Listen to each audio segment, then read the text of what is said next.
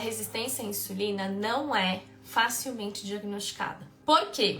A maioria dos médicos, quando solicita exames para as mulheres que têm síndrome do ovário policístico, solicitam exames em jejum. E esses exames, eles não são alterados na resistência à insulina. Esses hormônios não são sensíveis a diagnosticar a resistência à insulina. A resistência à insulina é uma condição onde o nosso organismo tem dificuldade em absorver e utilizar da forma correta os carboidratos que estão na dieta. Ou seja, quando a mulher com SOP ingere um alimento que tem carboidrato, o corpo dessa mulher tem dificuldade de obter energia a partir daquele alimento. Ou seja, resistência à insulina é uma condição que a gente só vai conseguir identificar quando o exame não é feito em jejum. O exame correto para o diagnóstico da resistência à insulina é chamado de curva glicêmica e curva insulinêmica, ou curva de glicose e curva de insulina. Como que são feitos esses exames? Alguém aqui já fez esses exames? Coloca aqui nos comentários, eu já ou eu não. E vamos ver a proporção de quem já fez e quem nunca fez esses exames. Esse exame é um exame que você vai em jejum para o laboratório, faz a coleta em jejum normal, vê glicose de jejum, insulina de jejum, vê todos os exames normais. E aí depois disso você ingere um líquido, parece um suquinho, normalmente tem sabor de limão, que é chamado dextrosol. E esse suquinho, esse líquido, ele é muito rico em carboidrato. Ele tem exatamente 44 gramas de carboidrato por porção de 200 ml ou 130 ml. Cada laboratório tem lá um jeitinho. Você ingere esse suquinho e aí você fica em repouso no laboratório e colhe sangue a cada 30 minutos.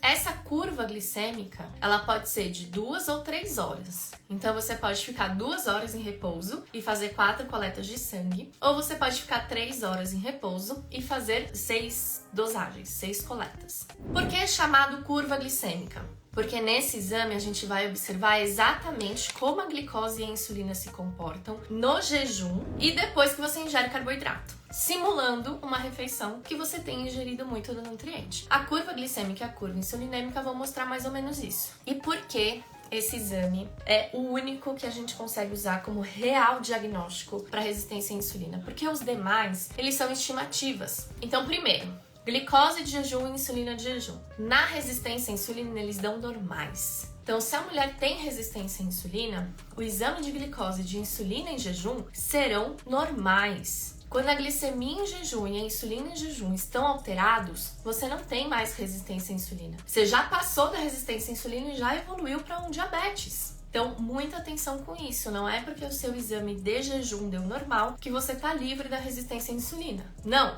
Se eles deram bons dentro dos parâmetros, glicose abaixo de 90, insulina abaixo do parâmetro lá do laboratório, que é um absurdo dizer que a insulina é normal até 25, você só está livre por hora de um diabetes, mas de resistência à insulina não. Se o seu corpo, se a resistência à insulina é um problema, uma dificuldade do seu corpo de absorver e utilizar corretamente os carboidratos da dieta, como que a gente espera observar isso no jejum?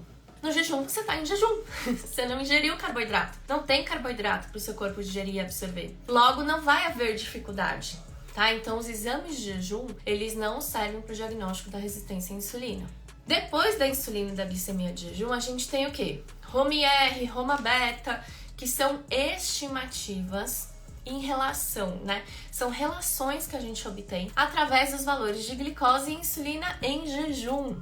Hemoglobina glicada, são todos parâmetros olhados em relação aos exames de jejum. Então a gente obtém esses valores, a gente tem esses índices considerando aqueles valores em jejum. Então, quando a resistência à insulina é uma resistência à insulina severa, quando a mulher tem um quadro que a gente chama de pré-diabetes, esses parâmetros, esses cálculos tendem a apontar para um problema, mas eles não fazem diagnóstico. E a mulher que tem resistência à insulina, mas não tem ainda um baita de um problemão, não tá ainda num quadro de diabetes, muitas vezes vai ter esse exame também normal ou dentro de uma referência. Resistência à insulina não tratada evolui para diabetes. Então a gente tem que tomar muito cuidado com isso. Um diagnóstico mal feito ou a ausência de um diagnóstico feito da forma correta pode condenar a mulher com SOP a se tornar diabética antes dos 40 anos de idade, que é o que as estatísticas têm mostrado que acontece cada vez mais e mais.